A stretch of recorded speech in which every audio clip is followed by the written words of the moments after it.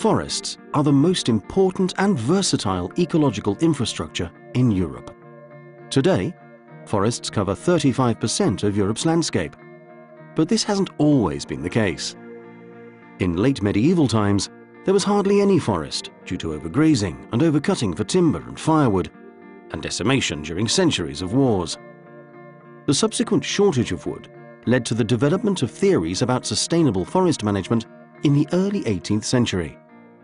Since then, the area of forested land in Europe has increased. There have still been shortages of wood, especially after World War II, but countries have also invested in forest management.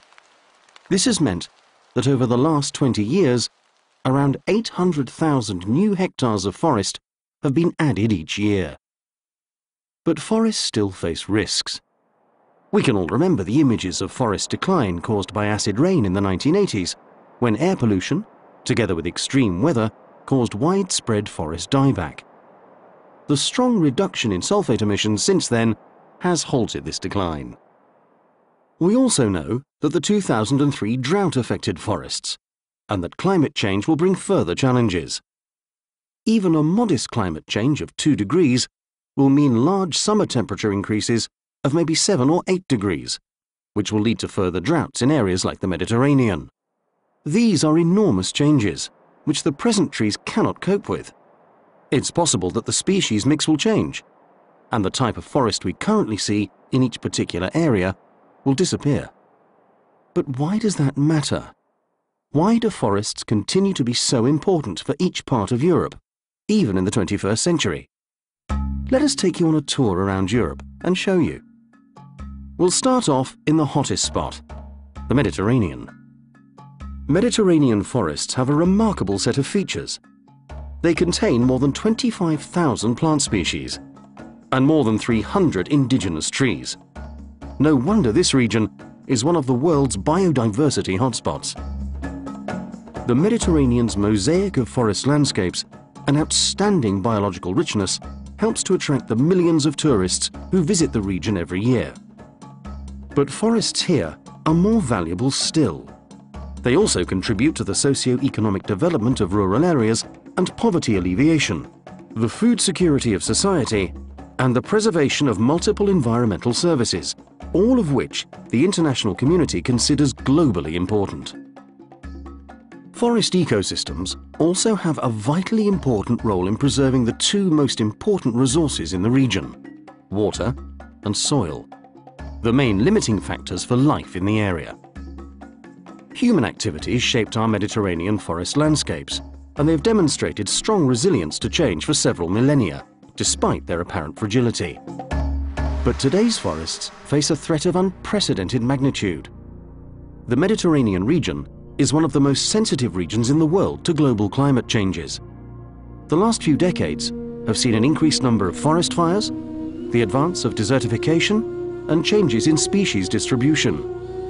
We urgently need to develop adaptive management strategies to cope with the drastic and rapid changes taking place. Heading north, Central Europe has mostly temperate oceanic forests.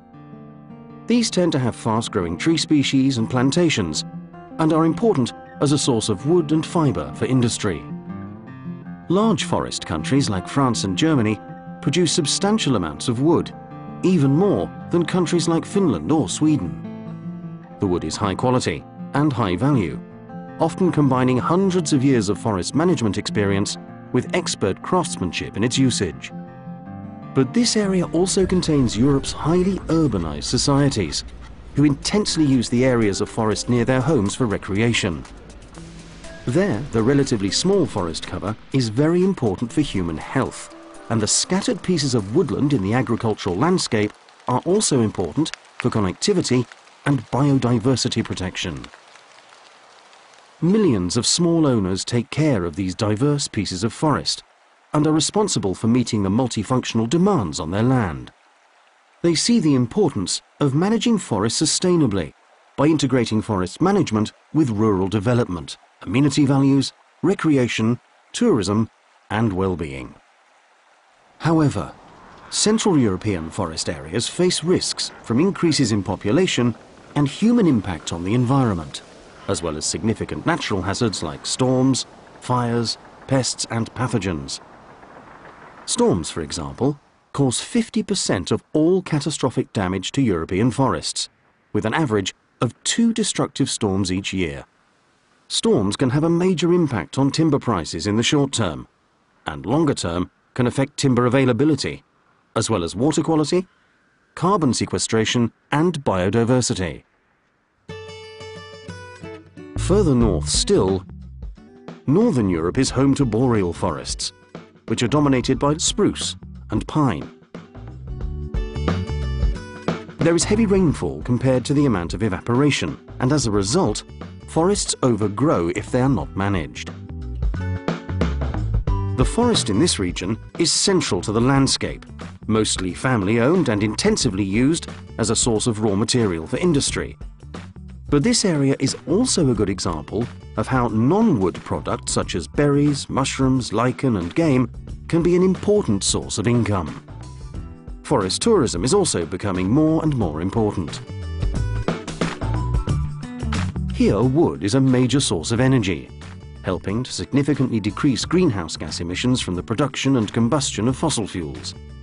While 3.7% of European energy use is forest-based, in Northern Europe, it's much higher, around 20% in Finland, for example. Forests have become an important source of alternative, renewable energy and biomass production. Forest wood chips and other bioenergy materials can power energy plants, for example, while on a more domestic scale, wood pellets can provide central heating for homes. Bioenergy usage has risen dramatically during the last 2 decades, and current European-wide targets for renewable energy aim to increase production even more. The challenge for us, of course, is to sustainably manage forests and maintain their biodiversity while supplying more wood to contribute to this emerging green economy. We also face competition between the rise in local usage of wood for biomass and changing needs for industrial products. For example, the requirements for timber to come from forests demonstrably managed for sustainability. Heading south and east, we find the countries of Eastern Europe, which are home to temperate continental forests with a diverse range of trees. The countries in this area have seen huge changes over the last few decades as they've restructured their economic and social systems. State-owned forests have returned to private ownership in many countries, creating new types of family forest owners. In the European part of Russia, there are huge primary forest resources. This area's forests, together with those in the rest of Europe, act as a carbon sink, removing carbon dioxide from the atmosphere and storing it. This process is known as carbon sequestration. It's a vital part of climate change mitigation, and forests need to be managed sustainably with this in mind. This carbon storage is then also carried through into wood products, where the carbon remains for another 20 to 30 years. European countries are developing criteria and indicators for sustainable management, which will help to meet the challenge of balancing these demands with forests' many other uses. European forests are part of a wider global discussion, and we need to develop common strategies, forums, and policy processes to respond to these challenges. Strategic forest policy deliberations are in progress. For example, ministers responsible for forests decided at the Oslo Forest Europe Summit to launch a negotiating process towards a legally binding agreement on pan-European forests. At the same time, the EU is developing a new forest strategy to address future challenges. Forests are the most important and versatile ecological infrastructure in Europe. They host an important share of biodiversity and provide products and services which support the resilience of rural areas and the well-being of urban ones. We shouldn't forget that they also provide resources for a highly competitive and bio-based industry, which has the opportunity to become a model in the context of the bioeconomy, delivering smart, sustainable, and inclusive growth. Most importantly, forests are key for the adaptability of our continent to accelerating global changes.